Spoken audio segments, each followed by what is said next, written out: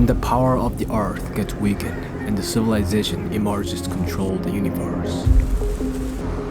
When the night comes, our inside is forced to be exposed.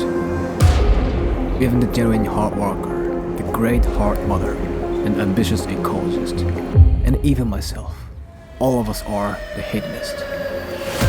When the massive darkness hacks you deeply, it's impossible to hide your heart. You are the night, you are the evil, and you are the justice, because your mentality wears.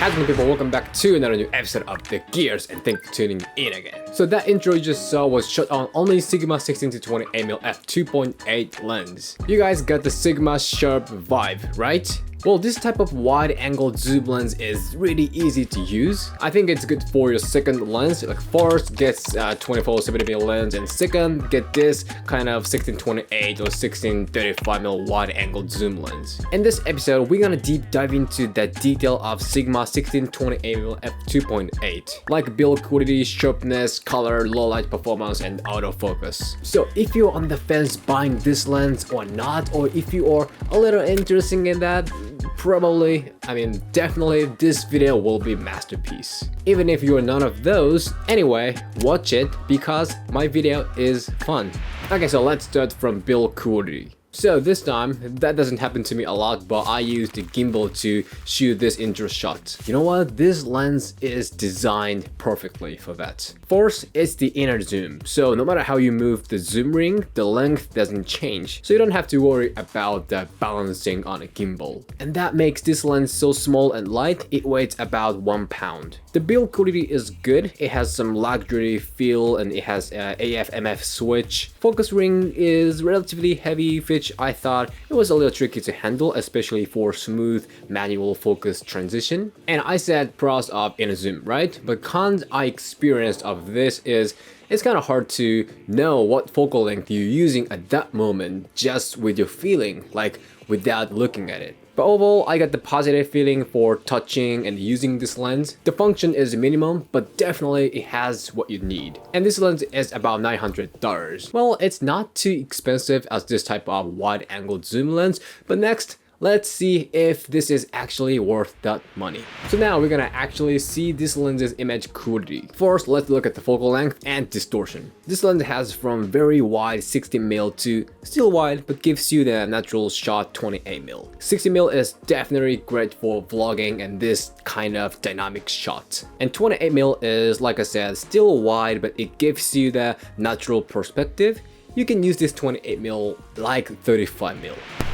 16-28, 16-28, you know, it's so versatile. You know, 60mm is the king of vlogging, and 28mm, it's still wide, but it gives you kind of good tight feel compared to 60mm. So I really like this versatile like focal length range. Yeah, exactly. This lens is not only the super wide angle zoom lens. If you combine 28mm with 60mm in a sequence, you can get many possibilities. And about distortion, at 60mm, the line is a little curved. Well, it's 60mm, so we can't say, hey, you gotta be straight. But if you go up until 18, the line gets straight. So if you wanna shoot something very wide, but you wanna get a straight line, probably this 18mm will be good. And here is an interesting thing. When it's at 28mm, the line gets curved in an opposite direction from 60mm. Well, I didn't expect this. 28mm is not a focal length that is curved in general. At least I've never experienced a distortion at 28mm before. So yeah, this is not good. It's just I wanted to use 28mm without a distortion. Before we go to next, let's see the minimum focus distance. It's 25 cm, which is not that bad. Like those, it can give you that nice detail shot. I'm pretty much satisfied with it. So next, sharpness and detail. So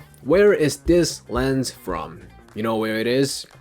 S for the Sigma and S for the sharpness. Yes, I'm damn right. The crisp light depiction is really impressive. The light which is bouncing on the building looks so sharp. and I like the clear separation of shadow and highlight. My style is high contrast, like solid, strong black and crisp highlight, and I thought this lens is just perfect for that. The first impression of images is really spicy, but sometimes in photography, when the light is too harsh, you're gonna need to deal with the harsh sharpness. Actually, I reduce it to make the image smooth, so yeah, sometimes it gets too sharp. And the detail is mediocre. When you zoom in, the detail gets a little soft as I expected. Yeah, I don't blame it because it's normal. But some lenses like G Master can have a fine detail even if they are cropped. But hey, let's not compare them, obviously. But my point is, when it comes to the small detail, this lens is not the best. I've had better. Next, color. First of all footages were shot on S3 and color graded in DaVinci Resolve. And what I thought is the color is a little shifted to the warm side. Now it looks good. Oh, thank you, I color graded. But when I turn off the color shift fixing process, yeah, slightly shifted to the warm side, right? I felt the red power comes out a little strong over the blue. Saturation and vibrance, those stuffs are okay. It's just there is a slight warm color shifting problem. So if you get this type of problem, I recommend you to get blue power on shadow. That'll make it look good. Oh hey, by the way, here is a one color grading tip you might want to know. So if you want to achieve this kind of crisp, clean feel like I do, use HDR tool. Give it strong, solid black on shadow and boost highlight a little bit. Then you can get this kind of crisp vibe. Hope it helps you.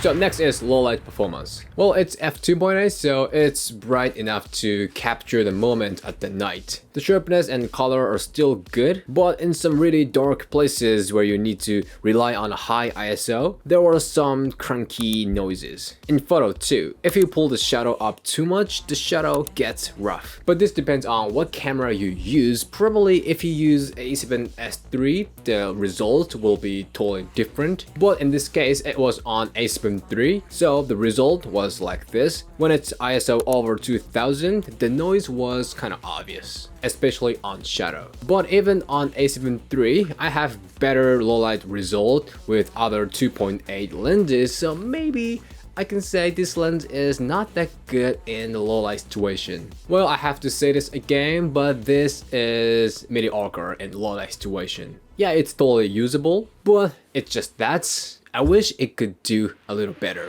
So at last, let's see this lens's autofocus ability. For 16mm, well, it's really fast, and obviously it has good response, and the focus breathing is not a ton. Definitely there is, and the motion is quick, but yeah, let's forgive it, it's 16mm. And at 20mm, still it's fast and good accuracy, motion is quick, although there is still focus breathing. At 28mm, okay, now at 28mm, the focus motion gets most natural in this lens. I really like this gradual transition, but when the face got really close to the lens, it took a little to focus on everything. It tracks the face really good until the face gets close to the lens. And when I was shooting those intro shots at the night, I was using only autofocus.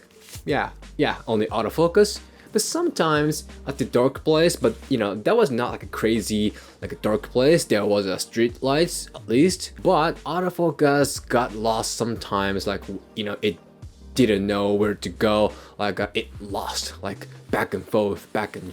Yeah, that was kind of stressful. Like I have big respect on Sigma's autofocus and I rely on it a lot. So yeah, I thought it could do a little better. Like this result was kind of less than my expectation. Okay, that was it. I hope it helps you somehow, someday. So Sigma 16-28mm F2.8. How was it? What did you think of it? Did you like it? Me, I just love that build quality and focal length. It's the inner zoom and light, but it can carry 16-28mm and f2.8. This is huge. And the image quality is not like a super fantastic. You know what? The sharpness is amazing, the color is okay, and the low light performance is, yeah, it's about average, and autofocus is, yeah, good most of the time. So it's just math, right? The answer is the image quality is not like super awesome, but it yeah, it's more than average, something like that. So my point is, this image quality is not less than its price, but also it's not more than its price. But this size, weight, focal length is something you want to have in your life. And I'll be honest with you, now at this point so far, I am not sure if this is the best wide-angle zoom lens in Sony E-mount at this price range, like under $1,000. You know what? There are Tamron 17-28mm F2.8 and Sony 16-35mm F4 lens. Both of are really famous and popular classic wide-angle zoom lenses in Sony E-mount. So my question is, how does this new V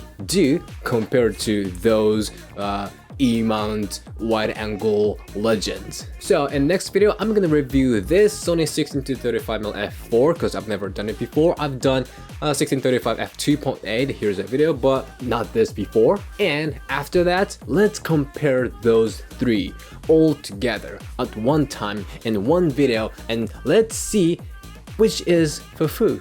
That must be interesting. That must be the Sony E-mount wide-angle lenses comparison masterpiece. So if you're excited about that, let me feel your vibe in the comment. And if you have any thought or question, don't hesitate to leave the comment below. So today's video is pretty much it, and thank you for watching this video. If you like this one, show me a thumb and hit the subscribe, and I'll see you in the next video.